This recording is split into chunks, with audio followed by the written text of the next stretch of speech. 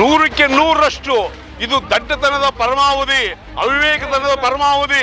ಯಾಕೆ ಅಂದರೆ ಯಾವುದೇ 14 ಸೈಟ್ ತಗೊಂಡಿರೋದು ಪುಕ್ಸಟ್ಟೆ ತಗೊಂಡಿಲ್ಲ. ಅವರ ಜಮೀನನ್ನು ಕೊಟ್ಟು ಅವರೇ ಮಾಡಿರ್ತಕ್ಕಂಥ ಒಂದು ರೂಲ್ಸು 50% ಏನು ತಗೊಂಡಿದ್ರಲ್ಲ ಸೈಟ್ಗಳು, ಅದೇ ಸಾವಿರಾರು ಜನ ತಗೊಂಡಿದ್ರಲ್ಲ, ಅವರೆಲ್ಲರನ್ನೂ ಬಿಟ್ಟು ಮುಖ್ಯಮಂತ್ರಿಗಳಂತ ಏನು ಸನ್ಮಾನ್ಯ ಸಿದ್ದರಾಮಯ್ಯ ಅವರನ್ನು ತೇಜೋವಧೆ ಮಾಡಲಿಕ್ಕೆ ಹೊರಟಿದಾರಲ್ಲ, ಇವರನ್ನು ನಾವು ಈ ದೇಶದ ಜನ, ಈ ನಾಡಿನ ಜನ ಕ್ಷಮಿಸೋದಿಲ್ಲ.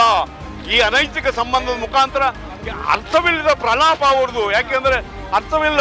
ಇವರು ಪಾದಯಾತ್ರೆ ಯಾಕೋಸ್ಕರ ಮಾಡ್ತಾ ಇದ್ದಾರೆ, ಏನಕ್ಕೋಸ್ಕರ ಮಾಡ್ತಾ ಇದ್ದಾರೆ? ಈ ಜನ, ಈ ಸಮುದಾಯ, ಕರ್ನಾಟಕ ಜನ ಎಲ್ಲನೂ ಗಮನಿಸ್ತಾ ಇದ್ದಾರೆ.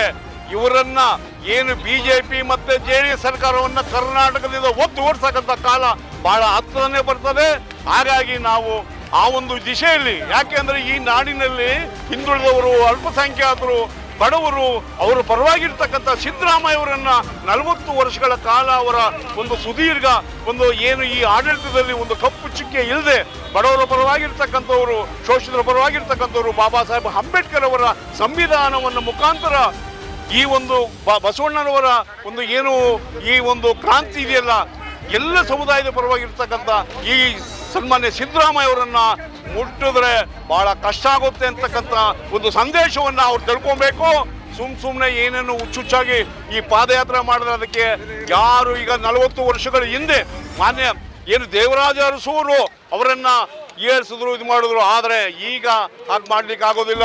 ಯಾಕೆಂದರೆ ಹಿಂದುಳಿದವರೆಗೂ ನಾವು ದಲಿತರು, ಅಲ್ಪಸಂಖ್ಯಾತರು, ಇಡೀ ಸಮುದಾಯ ಒಂದಾಗಿದ್ದೀವಿ. ಅದು ಸುಮ್ಮನೆ ಇಲ್ಲಿ ಕೆಲವರು ಮಾತ್ರ ಈಗ ನನಗೆ ಅವಕಾಶ ಸಿಕ್ಕಿದೆ, ನಾನು ಮಾತಾಡ್ತಾ ಇದ್ದೀನಿ. ಆದರೆ ಅವಕಾಶ ಇಲ್ಲದೆ ಇರ್ತಕ್ಕಂಥವ್ರು ಕೋಟ್ಯಾಂತರ ಜನ ಅವರು ಪರವಾಗಿದ್ದಾರೆ, ಬೀದಿ ಇಳಿತಾರೆ. ಹಾಗಾಗಿ ಎಚ್ಚೆತ್ಕೊಬೇಕು ಅವರು. ಕರ್ನಾಟಕ ರಾಜ್ಯ ಸವಿತಾ ಸಮಾಜದ ಬಂಧುಗಳ, ಕ್ಷೌರಿಕರ ಎಲ್ಲ ಬೆಂಬಲ ಈ ಒಂದು ನಮ್ಮ ಒಕ್ಕೂಟಕ್ಕೆ ಸನ್ಮಾನ್ಯ ಸಿದ್ದರಾಮಯ್ಯ ಸಾಹೇಬರ ಪರವಾಗಿ ನಾವೆಲ್ಲ ನಿಂತ್ಕೊಳ್ತೀವಿ, ನಾವೆಲ್ಲ ಇದ್ದೀವಿ, ಪ್ರಾಣ ಕೊಡೋದಕ್ಕೂ ರೆಡಿ. ಅವರನ್ನು ಮುಟ್ಟಿದ್ರೆ ಇಡೀ ಕರ್ನಾಟಕ ರಾಜ್ಯ ರಕ್ತ ಕ್ರಾಂತಿ ಆಗುತ್ತೆ ಅಂತ ಮಾತು ಹೇಳಲಿಕ್ಕೆ ನಾನು ಇಷ್ಟಪಡ್ತೀನಿ.